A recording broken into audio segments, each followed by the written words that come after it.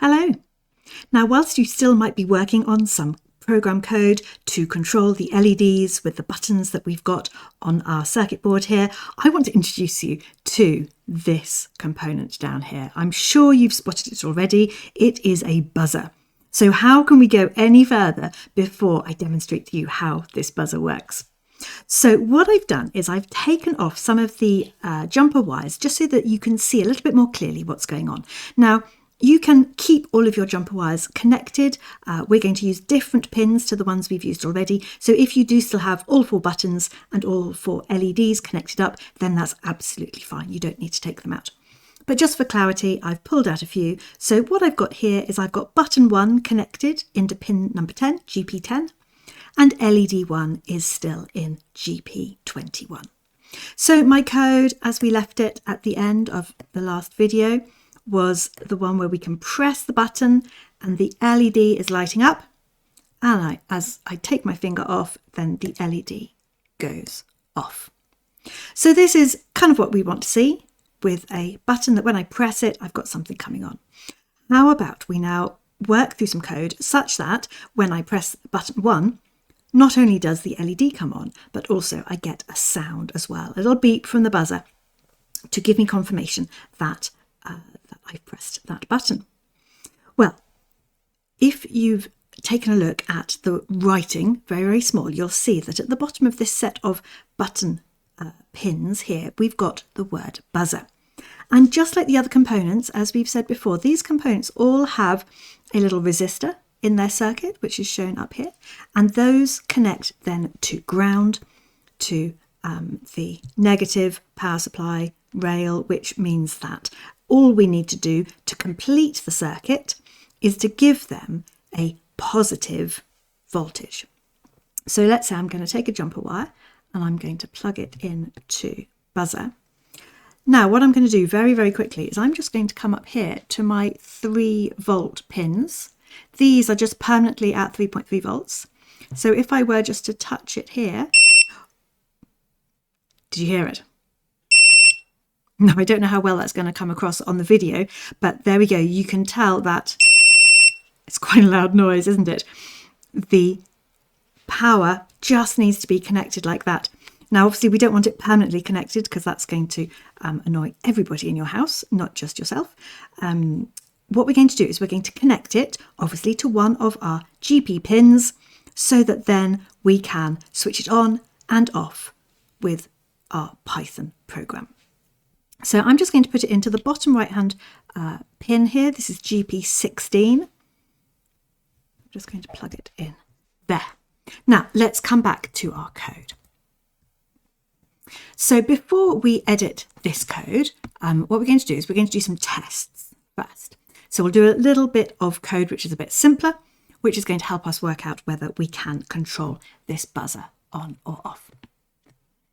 So the first thing we're going to do is we are going to import from the Pico 0 library an object called buzzer. Now this buzzer is going to help us control the buzzer that we've got in front of us. And it's very important that you do use the capital B there on this top line. Also then this here needs to be a capital B, but I could call this whatever I want. So I could call this Bob. And in which case Bob might be beeping. This first word here on lines 2 and 3, this is your variable name. So you get to choose what to call it. You could just call it Buzz, if you're Toy Story fans, to infinity and beyond. So maybe it's just called Buzz. So you can have a play with that, but make sure that whatever you call it, you are referring to buzzer with a capital B, because that is setting up your buzzer object in the right way. Now you can see I've put it into pin number 16. There we go. There's that GP16 that's really important. You can choose a different pin. It's up to you, but just make sure that your number there matches up with what you've actually connected on your circuit. Now here is a bit of a long bit of code. We've got 3 numbers in here, and you can see that underneath I've described what each one of them does. Now, because I've started the line with a hash symbol, this just means it's a comment.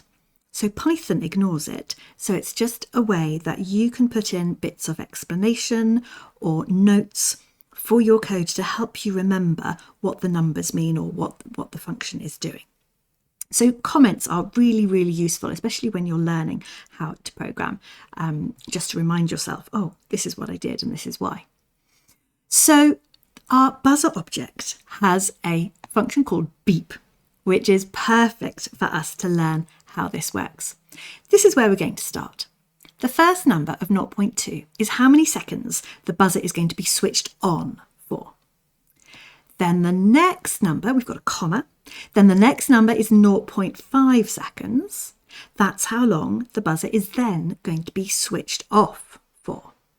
We have a comma, then we have the final number, 3, and that is how many times this is going to be repeated. So this is the number of beeps that we are expecting.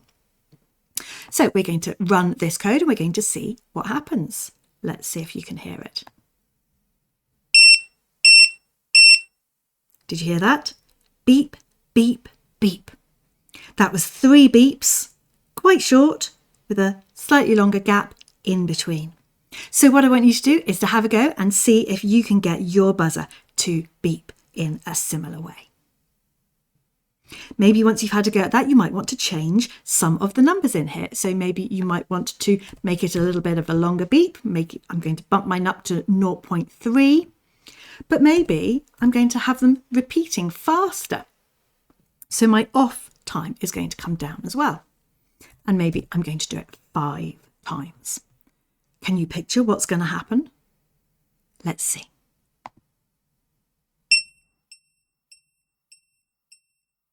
There we go. So those beeps were longer. Beep, beep, beep, beep, beep. And I had 5 of them. So there we go. This is the sort of thing that you can design. You can work out what kinds of beeps you like, whether you like little short beeps or whether you like the really long ones. But you might need to get yourself some earplugs because it is quite a high pitch. Now this buzzer is something that is called an active buzzer.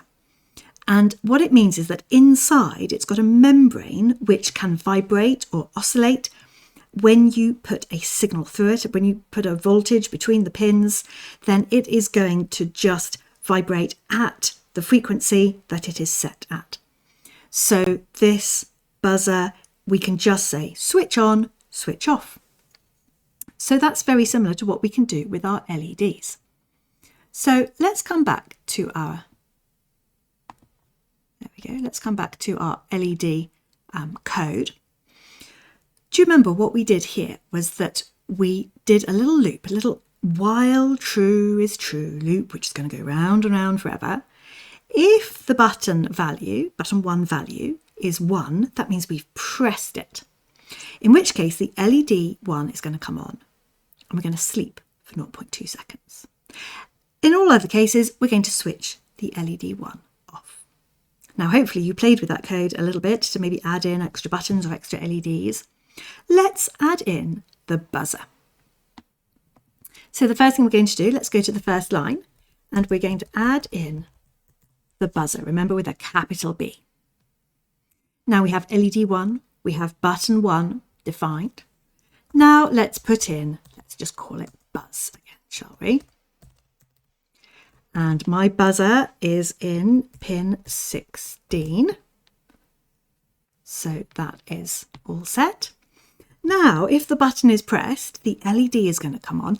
How about we switch the buzzer on? Let's just see if this works. Let's just see if we can send it the on command. Let's see what happens.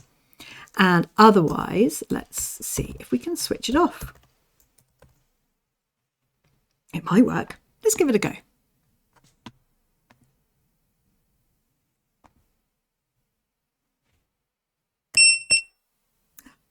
It worked. Look at that. I press the button. You can see the LED lighting up.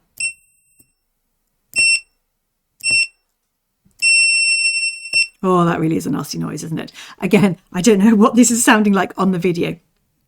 So the buzzer is responding in exactly the same way as the LED, that when I press this, if I hold it down, then the LED is still alight and the buzzer is still buzzing. Okay, well, this is pretty good progress for us, because now it means that we can make circuits that have noise, which is quite fun.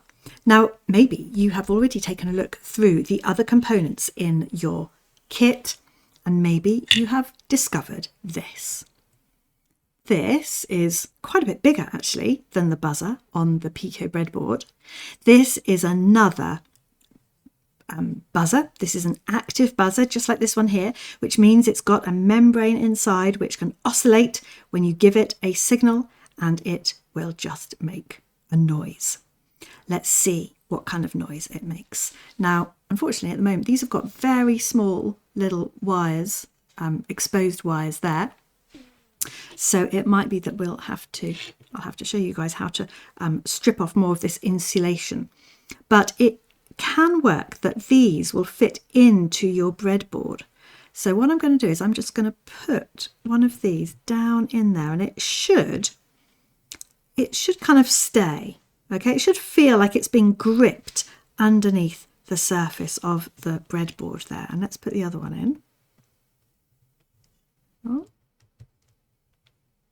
There we go. So they are both sort of sticking up, and it feels as though those are connected. Now, I've put them in separate.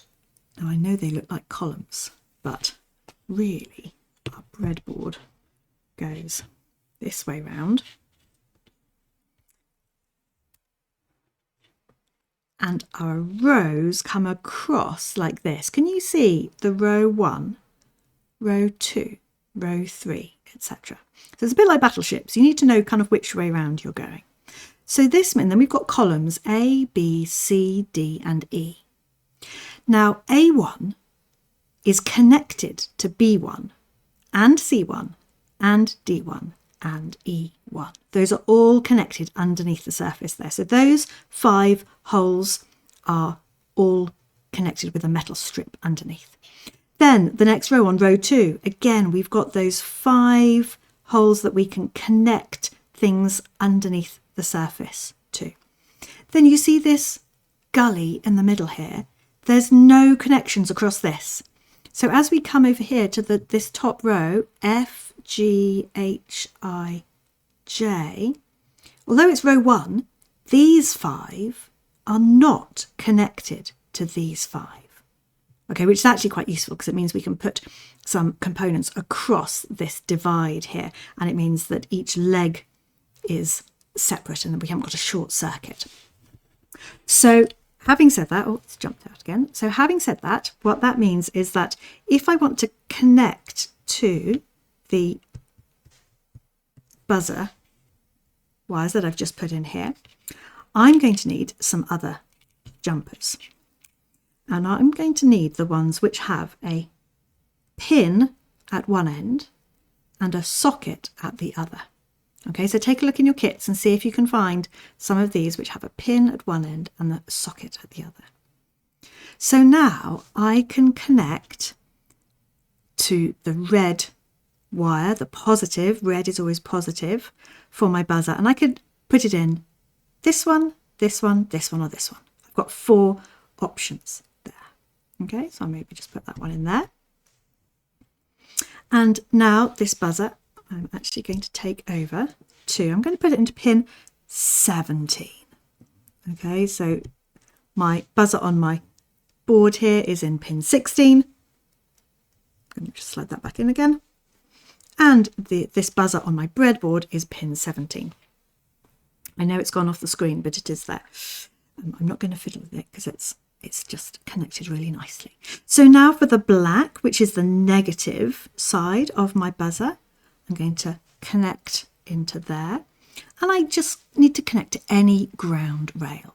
So I've got some ground pins up here, that'll do. So that is just completing my circuit. So now I've connected my buzzer, my big white buzzer, into pin 17. So let's go back to our code and let's just give it a little tweak. Firstly, let's go back to our demo. I'm going to change this to number 17 and let's see if running this code does anything.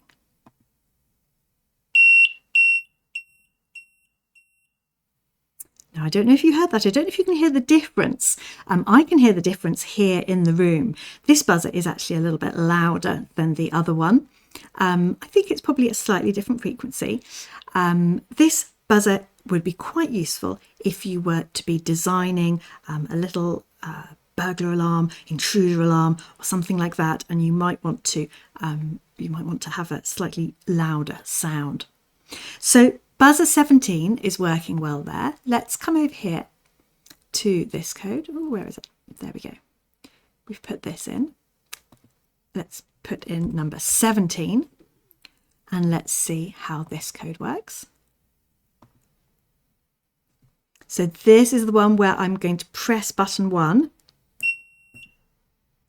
There we go. Did you hear that? It is quite loud. Yeah, okay, that's enough of that, isn't it? So that buzzer here, you can see, is working in pretty much exactly the same way. I'll just take it out to show you. So this is, as I say, it is quite a big, noisy buzzer. So what you might decide is that for testing purposes, for testing your circuit and your program, your Python that you're writing, you might want to use this onboard buzzer. And then maybe if you're wanting to actually create something like a little burglar alarm or something, you might want at that point to connect in this bigger buzzer to complete your project. Okay, so now you know how to switch the buzzer on and off, and you know how to make the buzzer beep.